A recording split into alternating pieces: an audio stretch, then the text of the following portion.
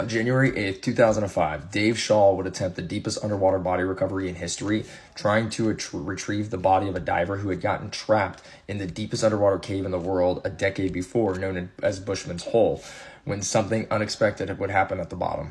Dave Shaw was one of the most elite divers in the world, and on an attempt to bottom out Bushman's Hole, which was the deepest cave in the world, on just a rebreather, he stumbled across a human body that had been lost there a decade before. A diver named Deon Deyers had been on a dive in Bushman's Hole and had disappeared, and his dive team was able to use a underwater sub to locate his helmet, but his body was never able to be found. Shaw, knowing this, swam over to the body and tried to lift it up, but his air tank and everything was stuck in the mud, so he tied a rope line around Deon's body in order to retrieve it later.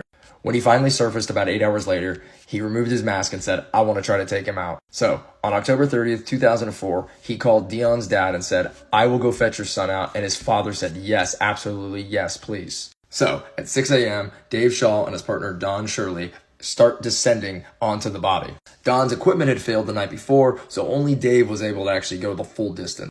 Setting a record pace, going down to 885 feet in 11 minutes, he gets upon Deon's body and starts going to work. Now, at that depth and with that pressure, narcosis starts kicking in, which feels like you have about 4 or 5 martinis. Once Shaw reaches Deon's body, he starts to pull out his body bag and move his body into it. They were going to use this to float him up to the surface. But this is when something unexpected happens. As he goes to move the body, it starts floating.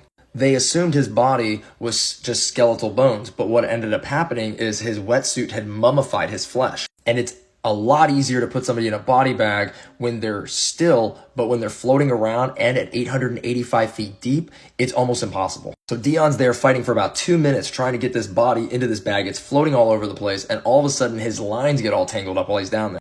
At 4 minutes in, the narcosis amps up to about 6 to 7 martinis deep. He loses his footing, clouds of silt fly up, and he just begins focusing on just getting the body instead of the plan, which is to get out of there. After about 5.5 minutes, he begins to surface because he knows he's in trouble. On his way up, his breathing is intensifying. He's grunting, it's strenuous down there, and all of a sudden he gets stuck. His cave light had wrapped around the tank that was stuck in the mud below Deon's body. He begins grunting and pulling harder and harder, and next thing you know, he begins to black out and he passes away. Members of the team try to get down there, but with the broken equipment, they couldn't even make it but 800 feet, so they were still stuck away from him. His partner, Don Shirley, almost dies in the attempt, and he has to be in a decompression chamber for months. A few weeks later, Peter was trying to retrieve all their equipment from the dive lines when he noticed Shaw's body was on the ceiling. I guess pulling the lines up had actually caused Shaw's body to float to the surface, which is where they retrieved the camera footage and found out exactly what had happened.